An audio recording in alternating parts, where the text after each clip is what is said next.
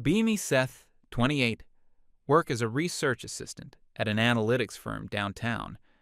The job is exactly what it sounds like. You read reports, pull data, organize findings into something other people can present to rooms full of people who don't read reports. Been there a few years? It's fine. Quiet work, decent pay, nothing that's going to end up in a documentary.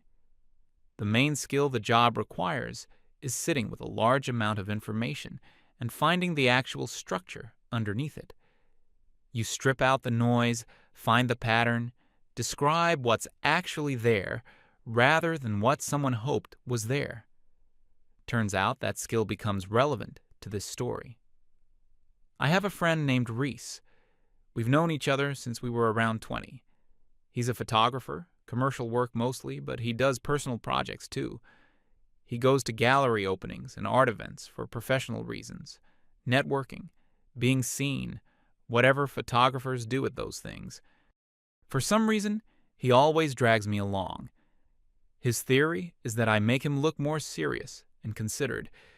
My actual contribution to these events is to stand there holding a drink and occasionally nodding at something on the wall. I don't know anything about visual art, and I've never pretended otherwise. But Reese says I have a face that looks like I'm thinking deep thoughts. Usually I'm just trying to remember if I left anything on at home. It was at one of these gallery things that I met Cleo. She's a curator at a natural history museum in the city. That means she manages exhibitions, handles collections, works with donors, writes the text you read on the plaques next to the objects. She's been doing it for a few years, and she is clearly good at it. When I first met her, she was standing near one of the installations talking to someone, explaining something about the artist's choices, confident and specific, clearly actually engaged with the subject rather than just performing engagement for the room. A lot of people at these events are performing engagement. She wasn't. I ended up in the conversation somehow. We talked for a while, exchanged numbers, got coffee a few days after. First coffee turned into dinner, turned into a second dinner, and somewhere in there we were seeing each other. The first few months were good. She'd tell me about whatever exhibition she was working on, the logistical headaches, the interesting objects, the funding politics that went on behind the clean white walls. I'd tell her about whatever research project I was in the middle of. We had enough overlapping taste in things, books mostly, some films, a certain kind of dry humor, to keep early conversations easy and interesting. She was opinionated, and I genuinely liked that. I'm not great at small talk, so someone who shows up with actual positions on things is a relief to me. She had views on everything, and she stated them clearly, and she knew a lot. I found that attractive. She was also good company outside of conversations, easy to be around, the kind of person who makes a Saturday morning feel useful without making it feel scheduled. We'd go to markets, look at things, get coffee, wander. She knew the city well, and she had opinions about which neighborhoods were worth knowing and which places were worth going back to. For a few months, it genuinely felt like one of those situations where you think, okay, this works. This is something. I want to be accurate about this because I'm not telling this story to make her into a villain. She had a lot going for her. The first indication that something was off came gradually enough that I didn't name it for a while. I just started noticing. After a lot of our conversations, I felt a low-level friction I couldn't locate, like a sound just outside the range of hearing. I'd sit with it afterward and try to identify what specifically was bothering me, and I couldn't always find it. Eventually, I identified the pattern. Whenever I described a situation, any situation at all, work, something that happened during the day, something I'd read, whatever, she would explain to me what it actually meant. Not what I thought it meant. What it actually meant, delivered in this patient, certain tone. The tone of someone explaining something to a person who just needs a bit more context before they'll understand. My coworker being difficult to work with became my coworker navigating a male-dominated professional environment. My frustration at a project that wasn't coming together became a thing about how men in research carry structural advantages they don't account for. A film I mentioned enjoying became a discussion about what my enjoyment revealed about my underlying assumptions. A book I was reading became an opportunity to talk about whose perspectives were centered in that kind of writing and whose weren't. A disagreement I'd had with someone at work became, before I'd even finished describing it, a story about power dynamics rather than a story about two people disagreeing about a method. I want to be clear that I'm not dismissing the existence of any of those things automatically. Those conversations can be real and worth having, but it happened with everything. There was no version of any story I told where the first response was just, "Huh, that sounds frustrating. Are you doing okay?" It was always immediately sorted into a framework, always relocated into a larger structure, always a lesson to be received rather than a thing to just sit with for a moment. And there was something else underneath it that took me even longer to name. I was never the one who had a point. I could describe a situation, and she could describe the same situation, and somehow her version was always the structural truth, and mine was always the thing that needed to be corrected. Not in an aggressive way. She was never rude about it exactly. It was patient, almost kind, the way you'd be patient with someone who was almost there but not quite. The cumulative effect of that over months is something you can't really describe in a single moment. I started adjusting my behavior around it, not consciously at first. I just noticed I was sitting on something I'd normally mention because I was doing the calculation in my head without realizing I was doing it. Is this worth starting? Because if I start this, the evening shifts into a long discussion, and I end up having done more work to be heard than I actually got back in return. And the conversation always came out the same way, with me understanding something about my position and her feeling like she'd helped me get there. I told myself every couple has a thing. Some couples fight about money or practical arrangements or family. Ours was ideological discussions. That's not the worst thing in the world, I reasoned, kept adjusting, kept editing myself a little more each time without quite noticing the accumulation. I'd done something at work I was actually proud of, and I caught myself thinking about whether to bring it up. Not because I thought she wouldn't be interested, because I knew within about a minute it would become a structural conversation instead of me just telling her about something I was pleased about. So I mentioned it briefly and moved on. That's a small thing on its own, but when you're doing it with everything, it adds up to something larger than any individual moment. Reese came over for dinner at some point, all three of us. He'd met Cleo a few times before, and he's always polite, makes an effort, he's good with people. At some point during the meal, she went to the bathroom. Reese looked at me and said something like, "Does she always explain you to yourself like that?" I said she just had strong opinions. He gave me the look. Reese has a specific look for when he thinks I'm wrong, but he's decided not to push it. It involves a slight pause, and then a very neutral expression that somehow conveys everything. I've known him long enough that I can read it clearly. I told him it was fine. He said okay. For the record, he was right, and I was wrong. I didn't know that yet. The evening with the list happened a couple of weeks after that dinner. We were at her place. I'd been there for the evening. We'd eaten. We were talking. I mentioned I was tired. Not fishing for sympathy, not trying to start something. Just as information. Because it was true. It had been a dense stretch at work, and I was running a bit low. She said something about how I didn't really understand what genuine professional pressure felt like. She brought up the specific challenges women face in curatorial roles, the additional scrutiny, the need to perform and justify in ways men in equivalent positions generally don't have to. She said my tiredness was a kind of baseline tiredness, and I should probably try to keep that in perspective. I sat with that. I didn't argue back. Arguing back is not my instinct, but being told that my tiredness didn't count landed differently that evening. Maybe I just had less buffer than usual.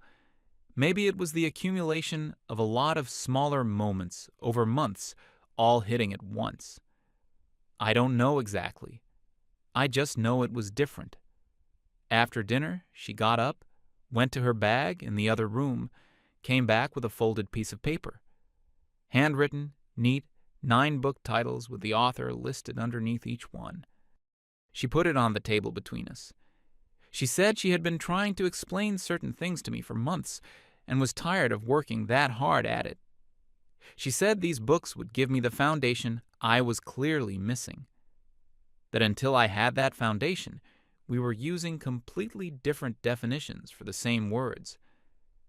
That this was making real conversation between us impossible. She said it the way you'd describe a practical solution to a practical problem. Calm, almost businesslike, like she was handing me the assembly instructions for something. I looked at the list. I looked at her. She said once I'd done the reading, we'd actually be able to talk. I folded the paper and put it in my pocket. Said okay. She seemed satisfied with that.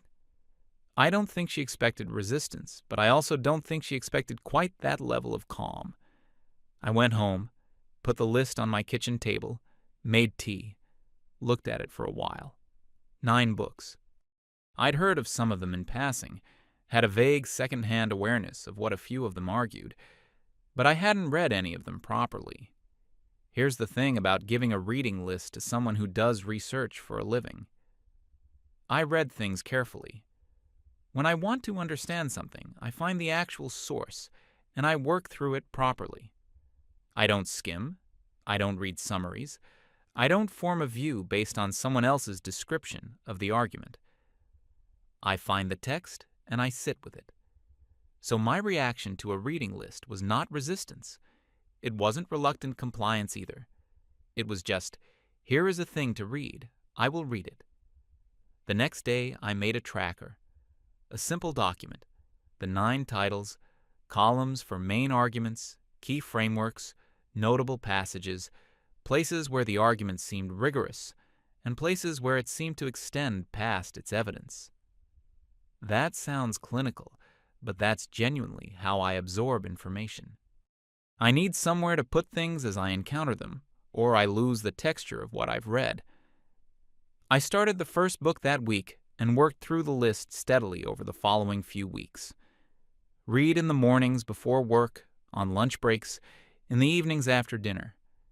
It's not like I was racing through them. I was reading properly. Cleo saw the stack on my desk when she came over and seemed genuinely pleased about it.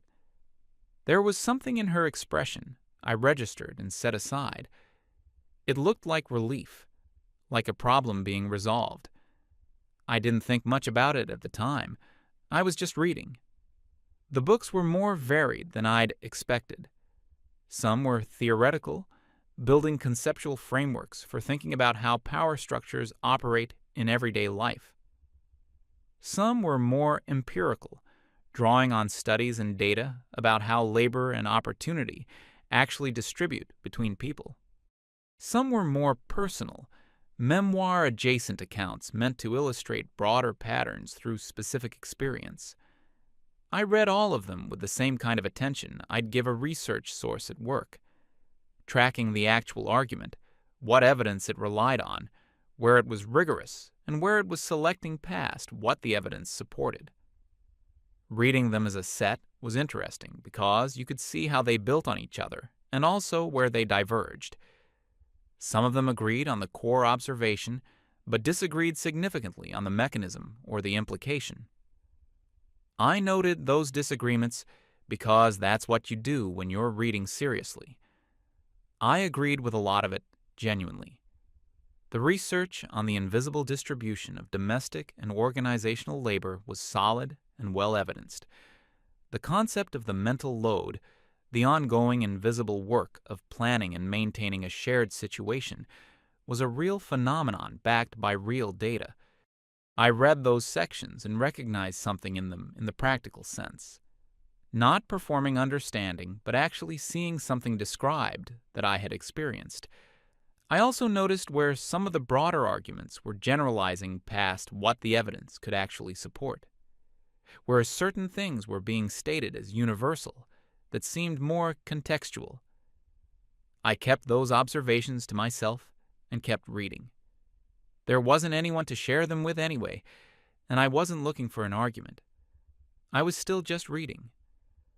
What started happening around the fourth or fifth book was something I wasn't quite doing deliberately.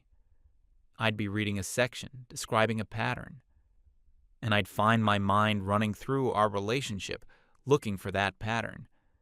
Not as an exercise, not intentionally, just a kind of background processing running alongside the reading. Who planned our evenings when we did things together? Who remembered the practical details of things we'd talked about needing to do? Who had picked things up for both of us without making it into an announcement? Who had consistently cooked when we were at my place? Who had adjusted their communication style to keep friction low? Who had been doing the invisible ongoing work of keeping things running smoothly? Who had done the work of managing the emotional temperature of the relationship? Who had been the one to smooth things over after difficult conversations, and who had been the one those conversations were usually aimed at? The answers came up consistent. They were not ambiguous. I wasn't upset reading this. It wasn't a dramatic revelation. It was more like something that had been slightly blurry for a long time, finally coming into proper focus. I kept reading. By the time I finished the 9th book, I had about 40 pages of notes. Frameworks, specific arguments, passages I'd flagged, places where different books connected or contradicted each other. I also had a fairly clear picture of what our relationship actually looked like. It was different from the picture I'd been operating with. Not dramatically different, just clearer, more accurate. The first time I used any of the vocabulary from the list was an ordinary evening a week or so after I finished. Cleo had come over, I'd cooked, which was the usual arrangement when we were at my place. After dinner, she was on her phone on the couch, and I was cleaning up. I said, while rinsing a pan, that I'd been reading about the mental load concept, the invisible ongoing work of planning and maintaining a shared situation. The research showing that whoever carries that disproportionately accumulates a specific kind of chronic background stress. I said it neutrally, just as a thing I'd been reading about and thinking about. Then I asked, genuinely, which of us she thought was carrying more of that load in our relationship. She put her phone down. There was a pause. She said that was a different context. I asked what context the research was designed for then. She said I was being reductive. I said I was asking a specific question based on a concept from the reading list she had given me. She said the books weren't meant to be used like that. I asked how they were meant to be used. She didn't answer that directly. Talked about the bigger structural picture I was missing. I said, okay, what was the structural picture? She went back to her phone. The conversation ended there. But something had shifted in the room, and I could feel it. She didn't seem angry exactly. She seemed unsettled, like she'd been expecting the question to land differently. I kept drying dishes and didn't say anything else about it. I added a note to my phone that evening. Just what had happened, roughly when. It felt like a researcher's instinct, more than anything deliberate. I'd been keeping notes since I started reading the list, connecting ideas between books, tracking where the frameworks mapped onto observable things. This was just extending that habit into the relationship itself. A week or so after the dishes conversation, she canceled on me. We had plans she had actually suggested, going to see a photography exhibition that Reese had told us both about. I'd been looking forward to it, the kind of afternoon that felt easy and low pressure. I was already on the train, maybe 15 or 20 minutes out when my phone buzzed. She wasn't coming. She was tired. Sorry. No further detail. I turned around and went home. I wasn't furious. I was flat. Flat is different from furious. Flat is what happens when something confirms a pattern you've been trying not to name. I didn't make anything of it that evening. I made something to eat and watched something on my laptop and went to bed. Just sat with the flatness. The next day, I brought it up. I said clearly that if I had canceled on her the way she'd just canceled on me, she would have made it a significant thing about how I didn't value her time. She said I was comparing incomparable situations. I mentioned a section in one of the books on her list that I had bookmarked, a passage about how double standards in communication expectations are the everyday mechanism through which inequality in a relationship gets maintained. That holding different people to different norms in how they're required to communicate is not a small or incidental thing. It is actually the structure. I said I was applying what I'd read. She said I was doing it deliberately to provoke her. I said I had done what she asked, read the material carefully, and this was me engaging with it. She said that wasn't what she'd meant by engaging with it. I asked what she'd meant then. She said engaging meant using the ideas to grow, not to compete. I said I wasn't competing with anyone. I was describing a situation using the framework she'd provided and asking a genuine question about it. She said I had a deeply defensive reflex and was incapable of receiving feedback without immediately reversing it. I said I had spent the better part of 8 months not pushing back on things, that now I was engaging with her own framework and pointing out where it applied to her. That was being called a defensive reflex. She said this was exactly the problem with how I'd approached the reading. I said I was uncertain what the correct approach looked like if applying the ideas was automatically wrong whenever they applied to her. She said she was too tired for this conversation. Left. I added to my notes. A couple of weeks after that, there was the dinner at her place with 2 of her colleagues from the museum. I'd met them both before at various things. We'd talked. It had always been fine. Cleo cooked. We ate. Conversation moved around naturally. I was talking about a project I'd been working on. It involved municipal archival data from different periods that used incompatible recording standards. An interesting methodological problem about how you reconcile sources that were built on different assumptions. I was maybe halfway through explaining what made it complicated, what made it genuinely interesting as a problem. Cleo started talking. She didn't do it aggressively or obviously. She picked up what I was in the middle of saying, translated it into her own phrasing, added her interpretation of what I was working on. And the conversation continued from her version. Her friends engaged with her version. I sat there, finished my drink, waited. A couple of minutes later, there was a natural lull. I said something like, I've been reading a book from Cleo's list that describes a specific pattern, where one person cuts across another mid-sentence and reformulates what they were saying in their own framing. The book had specific terminology for it. I said I was curious what the equivalent term was when it went in the other direction. The table got quiet. One of her friends looked at Cleo. The other one looked at me. Cleo said it was a completely different situation. I said I understood she thought so, and I was asking her to explain the distinction, because the way the book described the pattern seemed general rather than directional. She said she would explain it later. Later never happened. After her friends left, she was cold for the rest of the evening and didn't want to talk about it.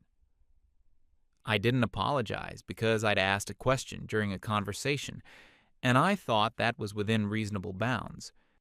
She said I had embarrassed her in front of her colleagues on purpose. I said I had asked a question that she had been welcome to answer. She said I knew perfectly well why she couldn't answer it.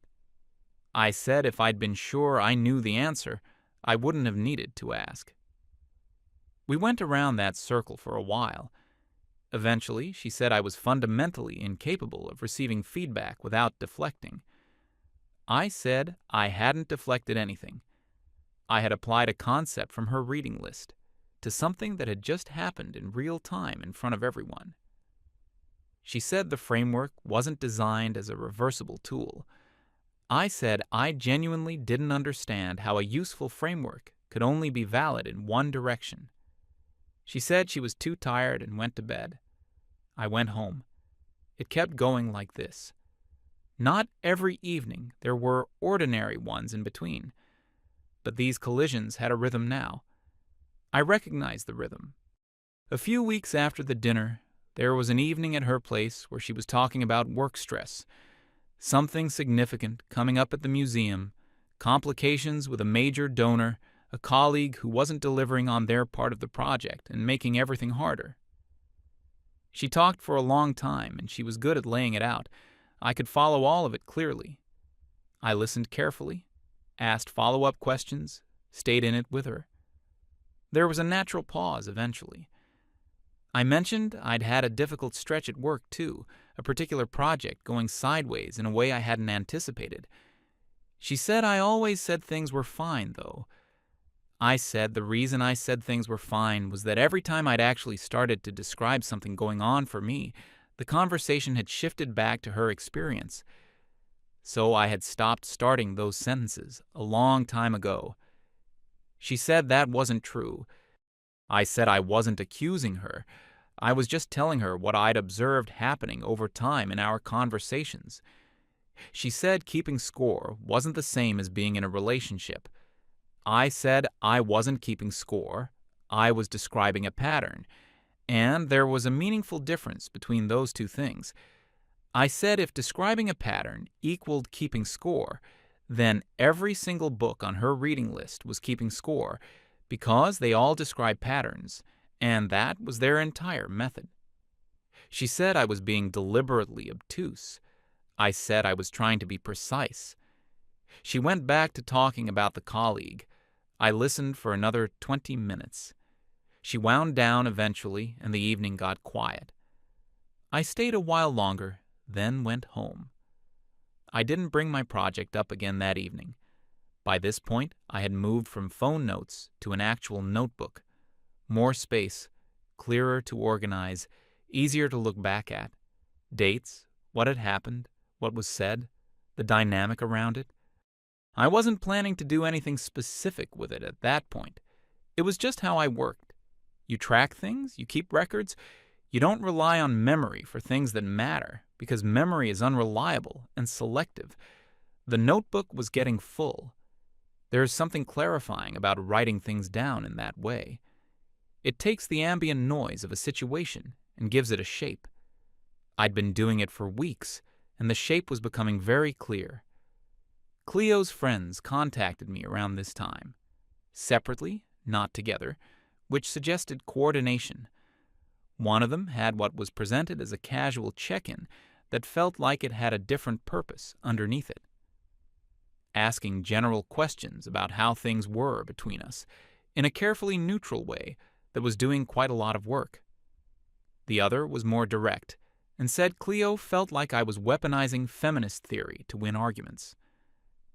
I sat with that phrase for a while. Weaponizing feminist theory. I'd been given a reading list and told explicitly that without doing the reading we had no common language and couldn't have a real conversation. I had done the reading. I had engaged with the arguments carefully and seriously. The arguments applied to observable things in our relationship. I had raised those observations using the vocabulary the books had given me. At exactly which step in that sequence had I done something wrong? I genuinely could not find it. The evening her friends came over happened maybe 2 weeks after those conversations.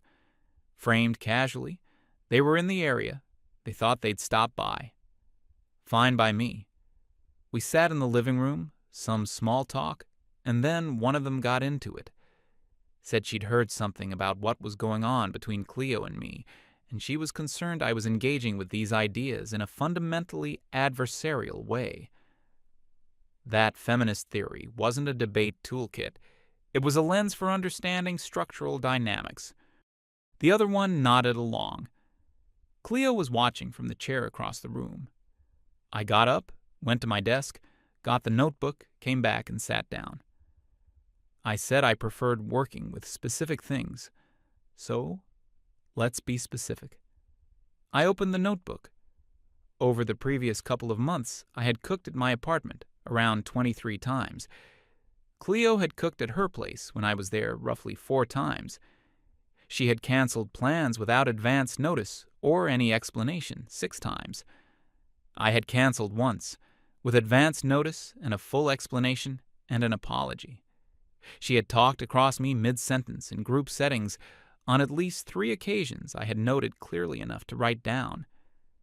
Twice she had paraphrased something I said in a way that shifted what I'd meant, and conversations had continued from her version without anyone returning to mine. Once, at an event at her museum with her professional colleagues, she had introduced me to someone with something about how I was still working my way towards certain ideas. Said in a warm tone, like she was being fond and indulgent, but said to a room full of her peers. I read through the list, closed the notebook, set it on the table. I said, using the vocabulary and the framework from the reading list she had given me, if I had done any one of those things to Cleo, what would it be called? Nobody said anything. One of her friends was looking at Cleo. The other one was looking at the notebook on the table. Cleo said I was doing this to win. I said I wasn't trying to win anything. I said I had been given a set of tools, and I had used them, and the picture they produced was not the one anyone had expected. I said that was not my fault. She said the framework wasn't designed for this. I asked again what it was designed for. Structural and systemic inequality, she said. I said the notebook wasn't a philosophical argument. It was a list of specific things that had happened between 2 specific people in a specific apartment over a specific period of time. If the framework could identify dynamics at a structural level, it could identify them at the level of 2 people in a room. One of her friends said I was clearly intelligent, but I was weaponizing that intelligence. I said I was asking questions that the books themselves raised, that if the answers were uncomfortable, that seemed worth sitting with rather than dismissing. Cleo said what I was doing was exactly the behavior the reading list had been meant to address, that I was exhibiting the classic defensive pattern of a man whose sense of control was being challenged. She said it with real conviction, like she had been waiting to say it. I said I had made dinner 23 times. One of her friends laughed, short and involuntary, and immediately looked at the floor. The other one kept looking at Cleo. Cleo stood up. Her friend stood up. She said I needed to think seriously about what kind of person I wanted to be and what I was actually trying to do here. They left. I sat in my living room for a long time after that, not angry, not particularly sad, calm in the specific way that happens when something complicated finally resolves into something simple, like when a data set that looked messy and noisy turns out to have a clean structure once you strip out the irrelevant variables. I got a glass of water, sat back down, looked at the notebook still on the table, put it in my desk drawer. I'd liked Cleo. I want to be clear about that. I still liked her in some sense. I'm not telling this story because I hated her or because I wanted her to look bad. But in that moment, I was very clear about what had been happening for months, and I was equally clear that it was not going to change.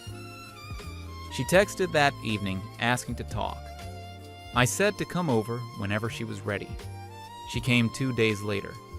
She started by saying she thought I had fundamentally misunderstood the whole purpose of the reading list, that the point was empathy, not analysis, that she had wanted me to come back with a softer understanding of certain experiences, and instead I had come back with a research document. I said I understood that was what she'd hoped for. I said the problem was that the books themselves weren't soft. They were rigorous, analytical, built on evidence and structured argument. I'd engaged with them the way they were written. She said I was emotionally avoidant. I said I had cooked for her around 23 times, listened to hours of her professional frustration, and kept most of my own frustrations quiet because the space to express them hadn't reliably been there.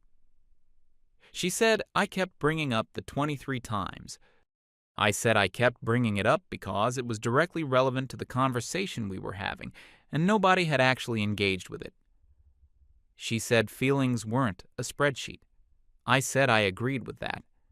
And I said feelings existed inside a context made up of actual events, and those events were what I was describing. She went quiet. Then she said she felt like I had turned something she'd done in good faith into a trap. I said I hadn't set a trap. I had done exactly what she'd asked. The problem was, it had shown me something she hadn't expected me to see. She had given me tools to understand a relationship, and I had used them, and they had described our relationship accurately. Not the version she thought we were in, but the version we were actually in. She said that was a cold way to describe 8 months together. I said I wasn't trying to be cold. I was being accurate. Being warm about something that wasn't working didn't make it work better. She asked what I wanted. I thought about it for a moment. I said I had wanted a relationship where 2 people talked to each other without one of them carrying a reading list for the other, where someone could mention they were tired without being told their tiredness wasn't structurally significant, where one person's stories weren't reformulated in the other person's framework before they were allowed to count, where someone asking a genuine question wasn't described as exhibiting a defensive pattern, and where the work of making things run was shared and not invisible in only one direction. She said she hadn't done any of that intentionally. I said I knew that. I said intention didn't change the pattern. She sat with that for a while, then said maybe they needed some time. I said that was probably right. She started gathering her things from around my apartment. I helped her find what she couldn't find. A book on my shelf, a jacket from my closet, a few other things. She stood at the door for a moment before leaving. Said she had genuinely thought the list would help. I said I thought it had helped, just not in the direction she'd planned. She looked at me for a second. I don't know what she was looking for. Nodded. Left. No raised voices. No drama. Just the quiet sound of someone leaving and then the door closing. I stood in the hallway for a moment, then went and sat back on the couch. The apartment felt the same but also different in that way it does when something has just changed. I texted Reese. He came over the next morning.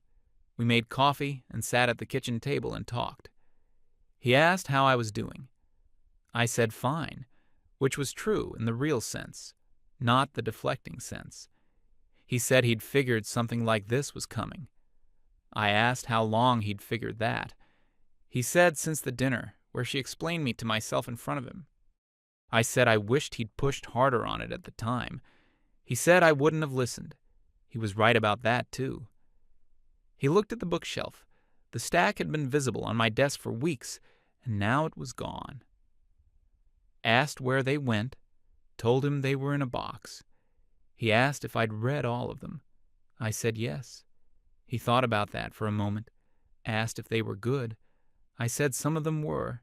He asked if they'd helped. I thought about it for a second, said yes, they had, just not the way she planned. He sat with that for a second, then said that sounded about right. He asked if I was going to see anyone else. I said not for a while, probably. He nodded at that, like it made sense. We talked about other things after that, his work, a project he had coming up, nothing heavy. It was a good morning, actually. I've moved apartments since then, different part of the city. Still the same job, still see Reese. I'm doing okay in the way that's actually okay and not the deflecting version. Cleo has a big exhibition coming up. Mutual acquaintances have mentioned it. She's doing fine. I don't think about the list very much anymore.